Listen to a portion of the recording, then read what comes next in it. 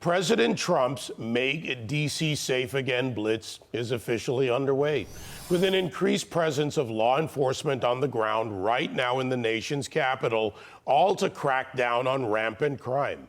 And only hours after arriving, officers got right to it, making arrests for possession of 2 stolen firearms and illegal drugs.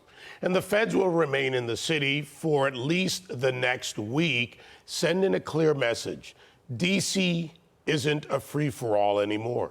That's right, David. And of course, the left is in an uproar about this, pontificating that crime rates are actually down in the city. But we'll remind those people of this inconvenient fact. Only weeks ago, a top D.C. police commander was placed under investigation and suspended, accused of allegedly cooking crime data. Let's bring in Fox News legal analyst Gregg Jarrett. Greg, the Constitution grants Congress ultimate authority over Washington, D.C., and clearly Washington, D.C. can't keep members of Congress and their staff safe. I just want to go through a list of some things that have happened recently. You had the DOJ staffer assaulted and attempted carjacking. You had an 21-year-old intern fatally shot in a drive-by shooting back in June. Congressman Cuellar was carjacked at gunpoint outside of his Washington, D.C. residency. Congresswoman Angie Craig was assaulted inside her apartment building elevator. Senator Rand Paul's staffer was stabbed in a violent attack back in March in 2023. Is it time for the federal government to take over D.C. and keep Congress safe? Oh, it absolutely is, Lisa. I mean, violent crime in D.C. is staggering. Carjackings, beatings, shootings, murders, and, much of it is juvenile violence, and it runs rampant because liberal authorities there care more about defending and coddling the criminals than actually protecting the innocent victims.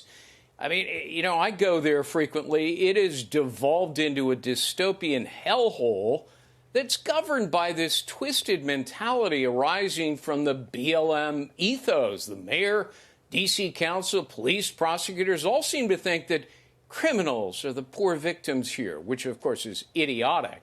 D.C. is basically a ward of the federal government, so President Trump has every legal right to seize greater control and actually flood the zone with law enforcement and, importantly, put the U.S. Attorney, Jeanine Pirro, in charge of prosecutions. No more soft on crime plea deals. They ought to give them maximum charges and then, send the bad actors off to the hoosegow. So, what a novel concept, enforcing the law, Lisa. Mm-hmm. Greg, I'm old enough to remember the history, Marion Barry. It's not about the video, it was the fact that he said D.C. was safe except for the murders. Remember those days? The intersection of New York Avenue and 395. If you pulled up, locked the doors, roll up the windows, you were going to get proposition robbed or something else. And they've hidden this behind those police reports.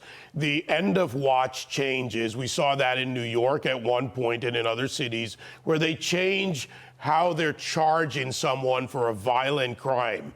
If you use a weapon of any kind, they would downgrade it to a misdemeanor. So this game has been going on. They've been hiding the reality of D.C. crime, the CompStat reports and more. And it's time that the president not only take it over, but that they actually make it safe for the residents. The Congress members, aside from the ones Lisa mentioned and their staffers, they're the ones that are safer than the people who deal with this on a nightly basis. But you've even had, members of Congress and their staff get carjacked.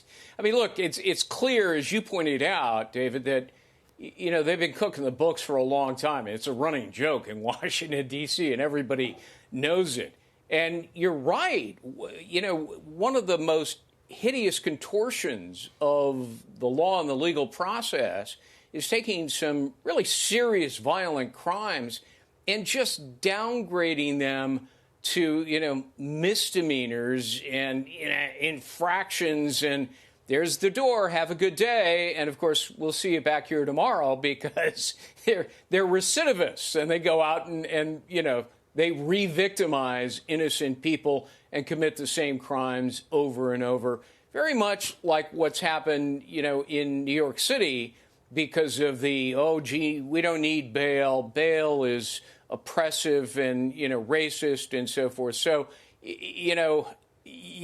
by the time a person is released from custody, the cops haven't even done the paperwork yet. I mean, it's right out the door.